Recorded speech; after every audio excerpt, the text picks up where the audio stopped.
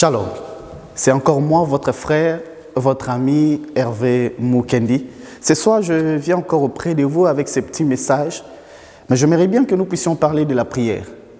Je ne veux pas entrer dans le profondeur de la prière, vous définir la prière, parce que nous connaissons tous la prière.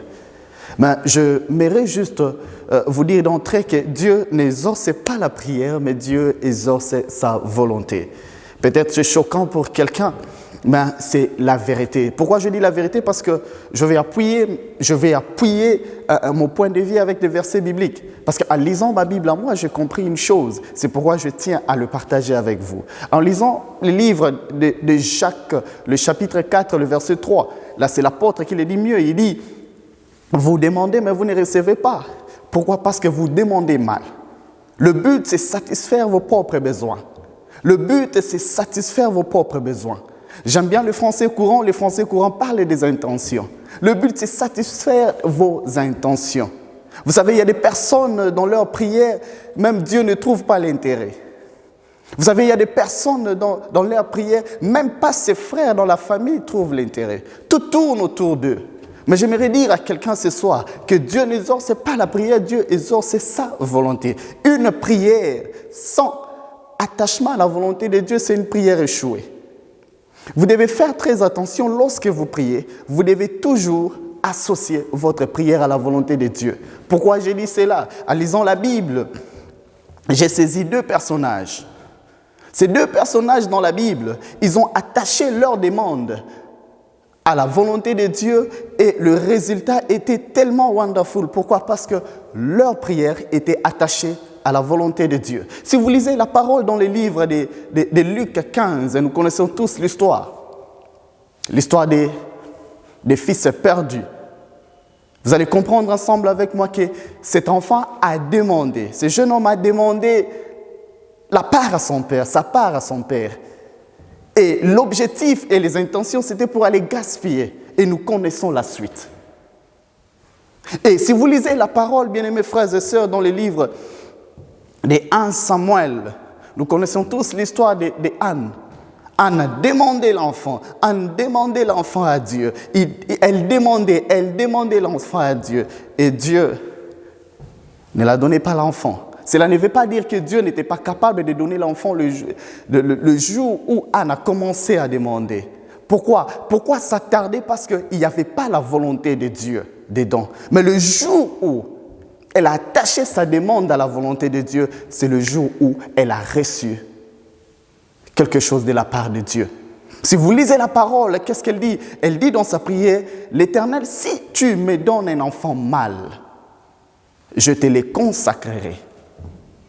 Et vous remarquerez ensemble avec moi que la prière n'était pas seulement une prière attachée à la volonté de Dieu, la prière était aussi vraie. La prière était aussi vraie. Si vous lisez la parole, la Bible nous dit que l'heure vient, il est déjà venu, les vrais adorateurs adoreront le Père en esprit et en vérité. Nous allons un jour expliquer l'esprit et la vérité. Et vous remarquerez ensemble avec moi que la prière de Anne était vraie. Pourquoi? Parce qu'après sa demande, après avoir reçu l'enfant qu'elle demandait à Dieu, elle a fait ce qu'elle avait promis à l'Éternel. Bien-aimés frères et sœurs, lorsque nous prions, faisons très attention. Notre prière doit être attachée à la volonté de Dieu. Car notre Dieu n'exauce pas la prière, Dieu exauce sa volonté. Une prière sans la volonté de Dieu, c'est une prière échouée. Si vous lisez la parole dans le livre de 2 Chroniques, le chapitre 1, le verset 11 à 12, vous remarquerez ensemble avec moi que là, c'est Salomon qui fait une demande à Dieu. Alors Dieu lui dit, demande-moi ce que tu veux. Alors Salomon fait une demande qui dépasse même la compréhension de Dieu. Il dit, Père, donne-moi l'intelligence et la sagesse, afin que je puisse diriger ton peuple. Dieu était étonné. Dieu a dit, tu n'as même pas demandé la richesse, tu n'as même pas demandé la mort de tes ennemis, mais tu as demandé quelque chose pour mon intérêt en moi. Et Dieu lui a donné au-delà de ce qu'il avait même demandé. Nous connaissons tous l'histoire. Bien-aimés frères et sœurs, quelle est votre motivation lorsque vous demandez quelque chose à Dieu? Quelles sont les motivations cachées derrière votre prière? Quelles sont les intentions cachées derrière votre prière? Pourquoi vous demandez à Dieu l'onction? Quels sont vos buts? Quelles sont vos motivations? Pour épater les autres? Pour montrer aux autres combien vous êtes capable? Quelles sont vos intentions et vos motivations lorsque vous demandez à Dieu, Père, je veux la promotion? C'est pour épater les autres? C'est pour montrer aux autres aussi comment vous êtes capable? Bien-aimés frères et sœurs, une prière sans la volonté de Dieu, une prière sans l'intérêt. J'aime bien un professeur qui m'a enseigné à l'université, à l'économie, le feu Mwalaba, il disait toujours Dieu. Le premier économiste, c'était Dieu. Dieu cherche toujours son intérêt dans la vie de son peuple.